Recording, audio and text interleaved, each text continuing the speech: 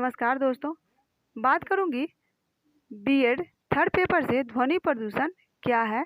ध्वनि प्रदूषण जो है मानव स्वास्थ्य के लिए खतरनाक है। इसके कारण, प्रभाव और इससे कैसे निपटा जाए वो भी देखेंगे।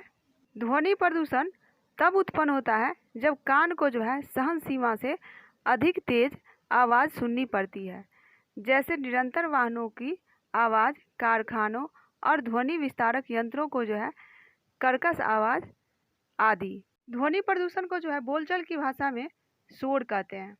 ध्वनि की तीव्रता मापने की इकाई डेसिबल है। हल्की फुसफुसाहट लगभग 10 डेसिबल के बराबर होती है। हल्की बातचीत लगभग 20 डेसिबल के बराबर और सामान्य बातचीत लगभग 30 डेसिबल के बराबर होती है। मानव के कान 120 डेसिबल तक का दबाव सुरक्षित रूप से सहन कर सकता है। इससे अधिक तीव्रता जो है हानिकारक होती है। आज बड़े बड़े शहरों में जैसे कि दिल्ली, मुंबई, कोलकाता जैसे महानगरों में शोर की मात्रा 80 से 100 डेसिबल तक पहुंच गई है। शहरों के लिए शोर की सीमा 45 डेसिबल निर्धारित की गई है। ध्वनि प्रदूषण के कारण को देखें तो उद्योग धंधे से निकलने वाले ध्वनि, यातायात के साधन यानी कि जो भी मोटर गाड़ी, रेलगाड़ी, हवाई जहाज, इससे जो ध्वनि निकलती है। मनोरंजन का साधन हुआ, आधुनिक युग में जो है मनोरंजन के साधन में ध्वनि प्रदूषण यह कर रहा है, जैसे कि cinema, radio, television, transistor, mobile आदि से जो है ध्वनि प्रदूषित हो रहा है। सामाजिक सांस्कृतिक कार्यक्रम भी जो है ध्वनि प्रदूषण के लिए जिम्मेदार है। जो उत्सव मनाते हैं, दीपावली, दशहरा, विवाह के अवसर पर जो पटाखे जलाते हैं और देवी देवताओं को प्रसन्न करने के लिए जो ध्वनि विस्तारक यंत्र का प्रयोग करते हैं, उससे वे जो है ध्वनि प्रदूषित होता है। ध्वनि प्रदूषण मानव शरीर पर अनेक प्रकार के जो है कुप्रभाव डालता है। जर्मन डॉक्टर जैक्सन के अनुसार देखें तो तेज शोर में जो है शरीर की शिराएं सिकुड़ जाती है, जिससे छोटी शिराओं में रक्त का बहाव काफ़ी कम हो जाता है। भले ही हम उसका प्रत्यक्ष अनुभव नहीं कर सके, लेकिन उससे जो है हमारा स्नायु तंत्र अधिक प्रभावित होता है। 85 डेसिबल शोर अस्थायी तौर पर बहरापन उत्पन्न कर सकता है। 95% डेसिबल शोर जो होता है वह निरंतर संपर्क में रहने से सुनने की शक्ति खत्म होने का खतरा रहता है।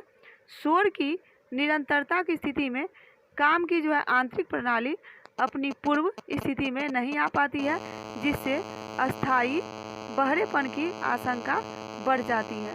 वैज्ञानिकों का मानना है कि 155 डेसिबल शोर त्वचा को भी जला सकता है, जबकि 180 डेसिबल की मात्रा मनुष्य के लिए प्राणघातक हो सकता है। एक प्रयोग में 175 डेसिबल शोर के संपर्क में रखे गए चूहों ने दम तोड़ दिया था।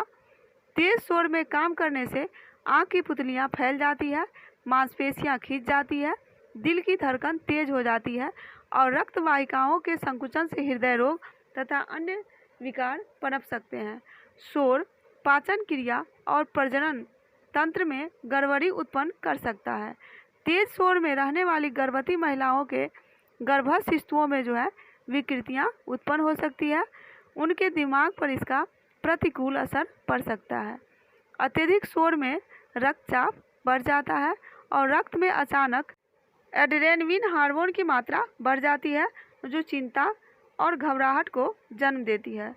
शोर से शरीर की रोग से लड़ने की क्षमता भी प्रभावित होती है। दमा व एलर्जी जैसी बीमारियां भी उग्र हो सकती है। विशेषज्ञों के अनुसार अत्यधिक शोर के बीच रहने से नींद न आने की बीमारी और भावात्मक विकार हो जाते हैं।